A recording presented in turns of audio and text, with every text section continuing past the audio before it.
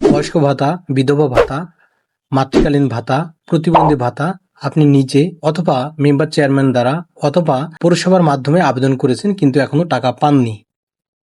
আজকের এই ভিডিওতে দেখাবো আপনি কি কারণে টাকা পাননি এবং টাকাটি কবে পাবেন সেটা দেখাবো আজকের এই ভিডিওতে। চলুন বেশি কথা না বাড়িয়ে মূল ভিডিও শুরু করা যাক। সবাইকে ওয়েলকাম ব্যাক।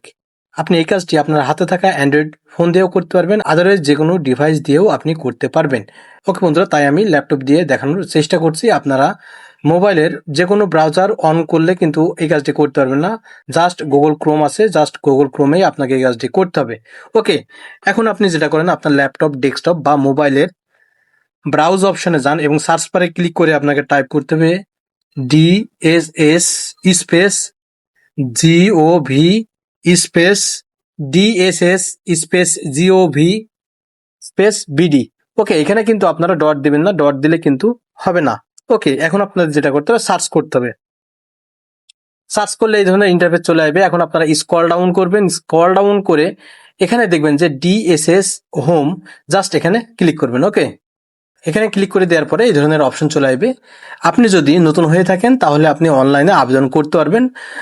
বিধবা ভাতা, বয়স্ক ভাতা, প্রতিবন্ধী ভাতা, মাতৃকালীন ভাতা, সরকার কর্তৃক যে ভাতাগুলোর সুবিধা রয়েছে সেগুলো আপনি নিজে থেকে আবেদন করতে পারবেন, আপনার মোবাইল দিয়ে আবেদন করতে পারবেন। ঠিক আছে, এখন আমি যেহেতু অনলাইনে আবেদন কিভাবে করতে হয় সেটা বিস্তারিত দেখাবো না, এখন আমি দেখাবো আপনারা ইতিপূর্বে আবেদন করেছেন কিন্তু টাকা পাননি, কি অবস্থায় আছে আবেদনটি সেটা আমরা ট্র্যাকিং করে দেখব।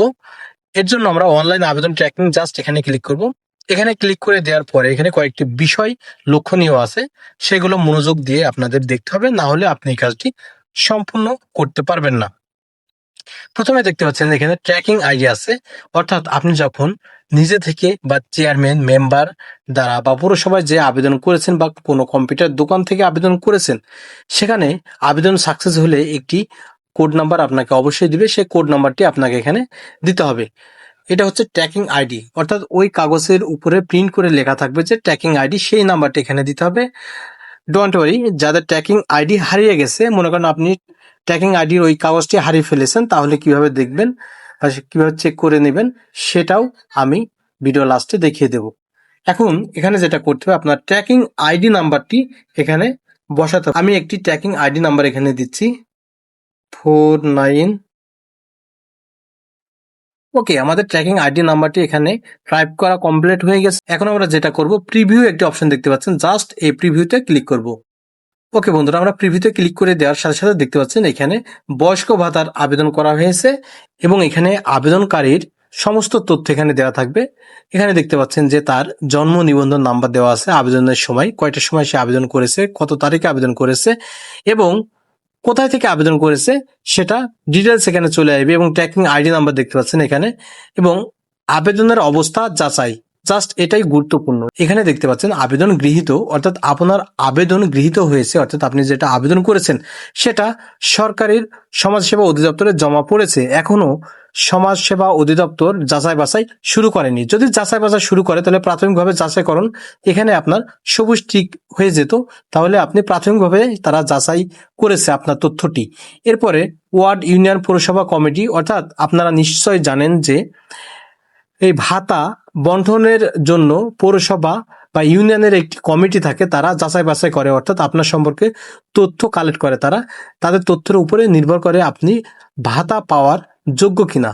যদি তাদের তথ্য যাচাই বাছাই আপনি ভাতা পাওয়ার যোগ্যতা অর্জন করেন তাহলে এখানে টিক মার্ক হয়ে যাবে। এবং জেলা, পৌরসভা, উপজেলা, সিটি কর্পোরেশন কমিটি, এখানে আপনার এই যে কমিটি আছে, এই কমিটি তৃণমূল পর্যায়ে, এই কমিটি থেকে উপর মহলের একটি কমিটি আছে, সেখান থেকে আপনার এটা টিকমার্ক হয়ে যাবে যদি তারা এটা অ্যালাউ করে আপনি ভাতা পাওয়ার যোগ্য হলে। এরপরে অপেক্ষমান তালিকা, জাস্ট এখানে টিক হয়ে যাবে এবং চূড়ান্তভাবে, অর্থাৎ এখানে যদি টিক হয়ে যায় লাস্ট স্টেপ, তাহলে এখানে অভিনন্দন, আপনি চূড়ান্তভাবে ভাতা পাওয়ার জন্য নির্বাচিত হয়েছেন।